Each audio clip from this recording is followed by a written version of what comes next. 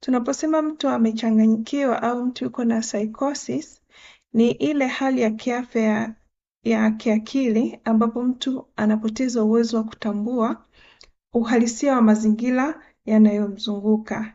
Yaani huyu mtu alichanganyikiwa, maana yake ni kwamba yeye anakuwa katika ulimwengu tofauti na ule ulimwengu ambao watu wengi wanashuhudia, yaani au watu wengi wanauona huku. Kwa hiyo mtu ambaye yuko na hii hali ya kuchanganyikiwa, mara nyingi anaweza akawa anasikia au anaona vitu ambavyo watu wengine hawawezi kuona au kusikia.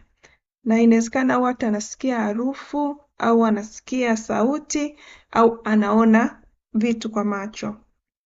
Lakini pia wagonjwa ambao wanakuwa na psychosis au ile hali ya kuchanganyikiwa ni kwamba anaweza akawa